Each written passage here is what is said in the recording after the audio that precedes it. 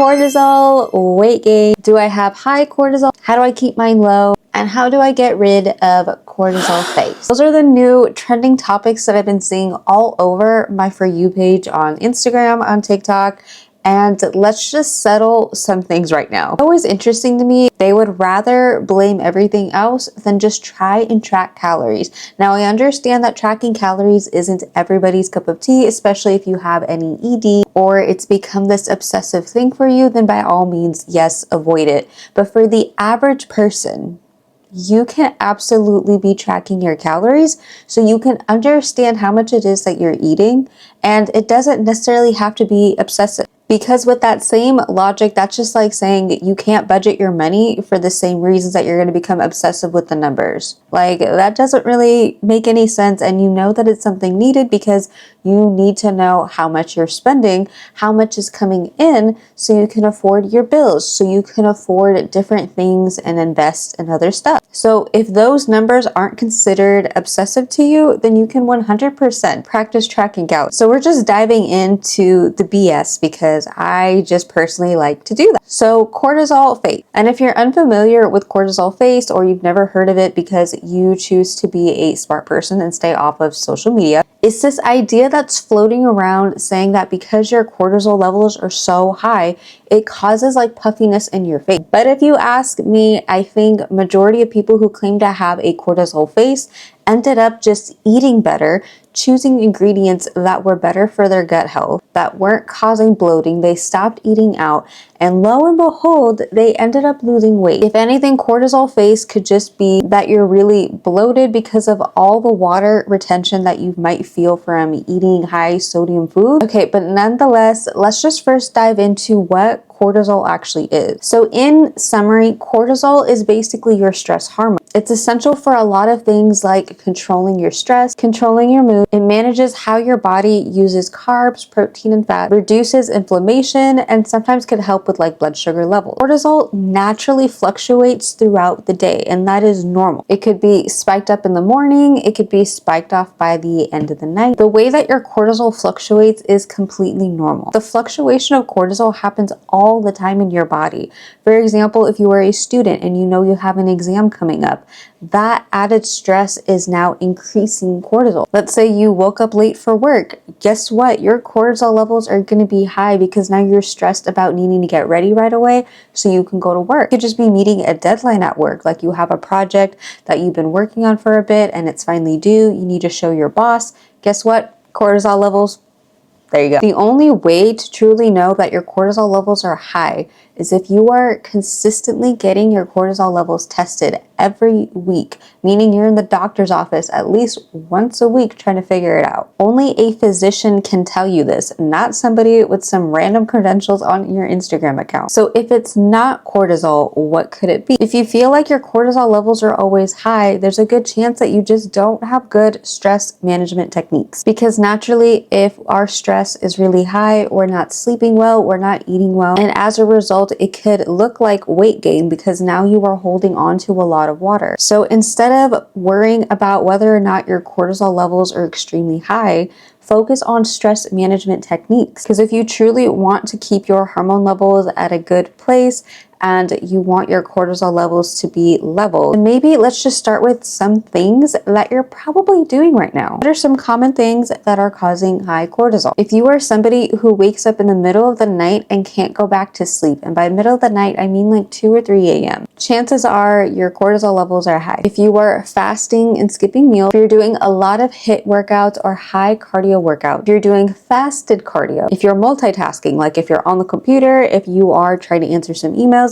and then you're looking at your phone, and then you're doing like all these crazy things, that will do. Eating while standing. And then I noticed that this is something in my generation when it comes to like cell phones, but it's the need that we constantly need stimulation. The same reasons that when we're standing in line, we're just in bed, not really doing anything, or we're on the couch, we feel the need to just be on our phone to be doing something. I actually heard this from a Mel Robbins podcast. I don't remember which episode necessarily, but she had a guest speaker on that podcast, and he was basically saying that we are just so focused on trying to be always stimulated that the thought of just looking at a wall for 5 minutes would give us anxiety because we don't know how to be bored anymore because we fear being bored. So if you're somebody who's like standing in line at the store or you're about to pick up some food, it's really natural that we're just going to scroll on our phones because we want to avoid social interaction. The thought of just us standing there for 2 minutes to wait in line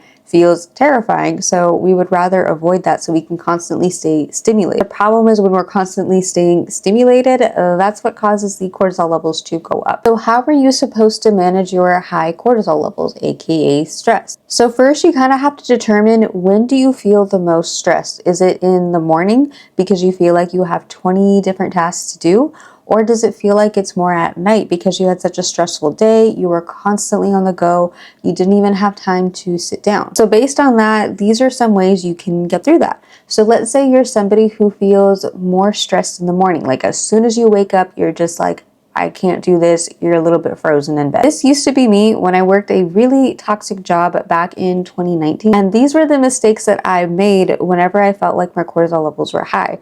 It didn't help that my job was like 11 to 7 type of shift. So I had all this time in the morning. And instead of utilizing that time to help me prepare for the day, I would just stay in bed till the last possible second. So based on these mistakes, these are the lessons I learned to help you if you're somebody, if you feel like your cortisol levels and your stress happens in the morning. The first things first is avoid coffee on an empty stomach. I know it's so easy to think that as soon as you wake up, you are just groggy and you're like, don't talk to me, I need coffee.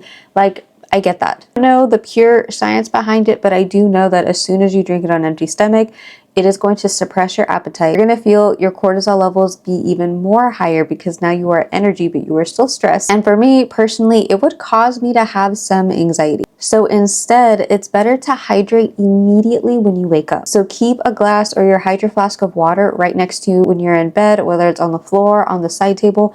Make sure you fill it up the night before, so that way as soon as you wake up, you just chug. Do not open up social media. I know it's so easy to want to procrastinate and just scroll until the last possible second. But right now, this is when your brain is the most fresh. And the last thing that you want to do is you want to fill it up with things that are happening on social media. In that same podcast with Mel Robbins, he talked about how, think of our brains like a lemon. We have so much juice, but as soon as you squeeze it, now there is no juice left. You can think of it as the same way as when you're about to scroll on social media. You have all this brain power, all this juice, but as you keep scrolling, you are squeezing that lemon. So now it's at this point where you have nothing left. So instead of wasting that energy on social media, whatever the news is, whatever is happening in the world, it's still going to have happened, or it's still happening, so you'll find out later in the day. Instead of scrolling on your social media, use this time to make yourself a nourishing breakfast. And if you need some inspiration about what type of breakfast you can make, what you could do, I have a free 7-day done for you grocery list and already done for you meal planner. So it has all the meals already laid out for you for the week. It also has a grocery list, so you can literally print that out and then take it with you to the grocery store and just check them off. Yes, it's 100% free. I'll leave it in the description so you can download. And then last but not least, just keep your environment clean. There is nothing that stresses me out more than as soon as I wake up and I see the floor below my bed or just my room in general just filled with like clothes, things that need to be put into the laundry, and it just already makes me feel really uneasy that I need to just start cleaning. So that was back in 2019 when my stress was highest in the morning. Nowadays, I find that my stress is actually higher in the evening. So here are some ways that I'm handling that. So 1 hour before bed, I make sure to stop scrolling on social media. I know it's so easy to keep scrolling until you get sleepy, but the truth be told, the light that's reflecting off your phone and going into your eyes, it's making your mind think that it's still time to stay awake. So it actually does the opposite effect. So an hour before bed is a relaxing task. This could just be reading, this could be journaling, it could be meditation. And meditation doesn't necessarily have to mean that you're sitting upright and you have to cross your legs. It could literally just mean you're laying down flat on your back in the bed and you are just focusing on your breathing. That still counts as meditation. And it's something that I started doing because the idea is that you want to slow down your heart rate. You want to basically stop thinking. And I know that's really difficult and I know that's easier said than done, but you're just trying to help your body just wind down. One thing that I also do take is Legion Sleep Aid. This not only helps me fall asleep, but it helps me stay asleep. If you want to try it out, you can get 20% off your first order, or you can double your points when you use my code. Leave my link also down in the description to the sleep aid if you want to give it a try. Another thing that I swear by that also helps me sleep is magnesium glycinate. Not only does it help with muscle recovery, but it also helps relax your muscles, and it works to just try and control your nervous system to help you just relax. So in conclusion, is it actually cortisol levels? Are your cortisol levels high, or do you just have poor stress management techniques? Do you have poor eating habits? And is your day focused on high stress things like HIIT workouts, fasted cardio? Chances are these are things that are first need to be addressed before you can blame it on things that are happening within your body.